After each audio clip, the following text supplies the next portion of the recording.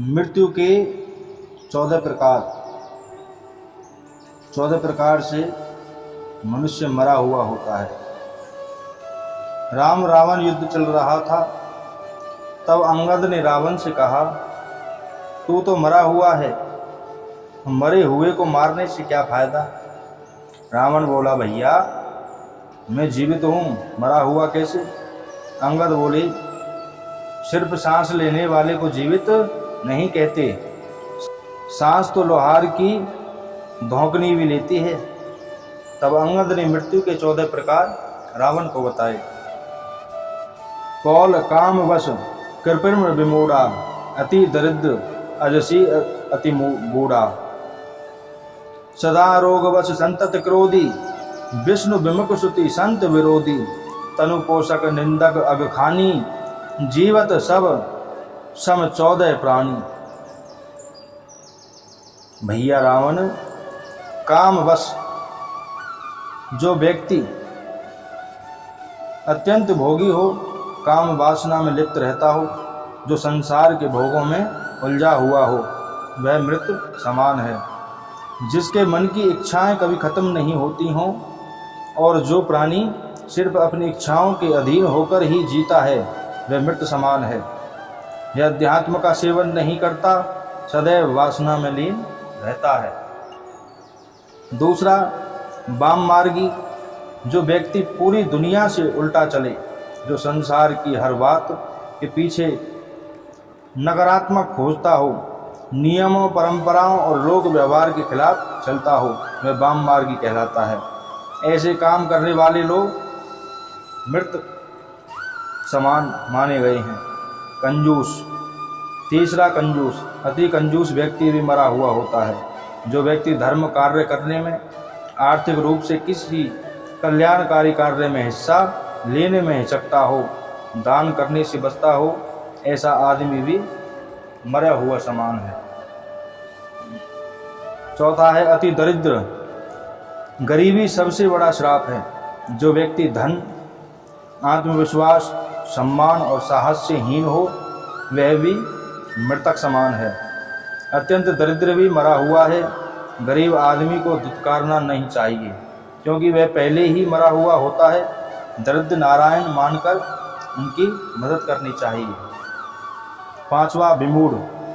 अत्यंत विमूढ़ यानी मूर्ख व्यक्ति भी मरा हुआ होता है। जिसके पास बुद्धि विवेक न हो, जो खुद निर्णय न ले सके, यानी हर काम को समझने या निर्णय लेने में भी किसी अन्य पर आश्रित हो, दूसरे व्यक्ति पर आश्रित हो, ऐसा व्यक्ति भी जीवित होते हुए मृतक समान है। मूढ़ अध्यात्म को नहीं समझता। छठा है अजसी। जिस व्यक्ति को संसार में बदनामी मिली हुई है, वह भी मरा हुआ है। जो घर परिवार, कुटुंब, समाज, नगर, राष्ट्र किसी भी इकाई में सम्मान नहीं पाता, वह व्यक्ति भी मरा हुआ है। सदा रोगवश जो व्यक्ति निरंतर रोगी रहता है, वह भी मरा हुआ है। स्वस्थ शरीर के अभाव में मन विचलित रहता है, नकारात्मक हावी हो जाती है, व्यक्ति मृत्यु की कामना में लग जाता है। जीवित होते हुए भी रोगी व्यक्ति जीवन के आनंद से वंचित रह जाता है। सातवां है अति बूढ़ा। अत्यंत वृद्ध व्यक्ति भी मृत समान होता है, क्योंकि वह अन्य लोगों पर आश्रित हो जाता है। शरीर और बुद्धि दोनों अक्षम हो जाते हैं। ऐसे में कई बार वह स्वयं और उसके परिजनों की ही उसकी मृत्यु की कामना करने लग जाते हैं, ताकि उसे इन कष्टों से मुक्ति मिल सके।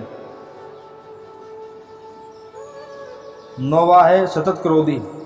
24 घंटे क्रोध में रहने वाला व्यक्ति भी मृतक समान ही है। ऐसा व्यक्ति हर छोटी बड़ी बात पर क्रोध करता है। क्रोध के कारण मन और बुद्धि दोनों ही उसके नियंत्रण से बाहर होते हैं। जिस व्यक्ति का अपनी मन और बुद्धि पर नियंत्रण न हो, वह जीवित होकर भी जीवित नहीं माना जाता। पूर्व जन्म के संस्कार लेकर यह जीव क्रोधी होता है। क्रोधी अनेक जीवों का घात करता है, नरकगामी होता है। 10वां है अगखानी। जो व्यक्ति पाप कर्मों से अर्जित धन से अपना और परिवार का पालन पोषण करता है, वह व्यक्ति भी मृत समान है। उसके साथ रहने वाले लोग भी उसी के समान हो जाते हैं।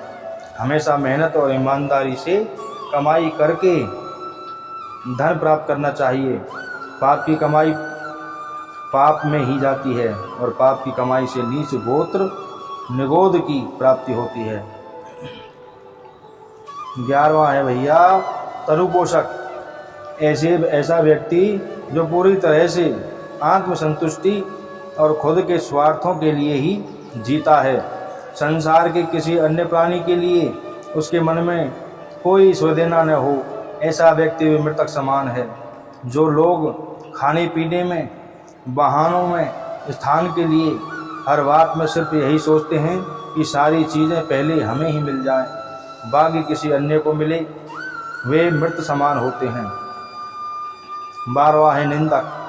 अकारण निंदा करने वाला व्यक्ति भी मरा हुआ होता है, जिसे दूसरों में सिर्फ कमियां ही नजर आती हैं। जो व्यक्ति किसी के अच्छे काम की भी आलोचना करने से नहीं चूकता, ऐसा व्यक्ति जो किसी के पास भी बैठे तो सिर्फ किसी न किसी की बुराई ही करे, वह व्यक्ति भी मृत समान है। 13वां है परमात्मा विमुख। जो व्यक्ति ईश्वर यानी परमात्मा का विरोधी है, वह भी मृतक समान है। जो व्यक्ति यह सोच लेता है कि कोई परमात्मा नहीं है, हम जो करते हैं वही होता है, संसार हम ही चला रहे हैं, जो परम शक्ति में आस्था नहीं रखता, ऐसा व्यक्ति भी मृत समान है। 14वां है श्रुति संत विरोधी। जो संत ग्रंथ पुराणों का विरोधी है, वह भी मृत समान है। श्रुत और संत समाज में अनाचार पर नियंत्रण यानी ब्रेक का काम करते हैं।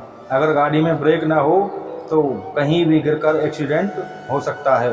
वैसे ही समाज को संतों की जरूरत होती है, वरना समाज में अनाचार पर कोई भी नियंत्रण नहीं रह जाएगा। मनुष्य को उपरोक्त 14 दुर्गुणों से यथासंभव दूर रहकर स्वयं को मृतक समान जीवित रहने से बचना चाहिए। बोलो जय श्री राम।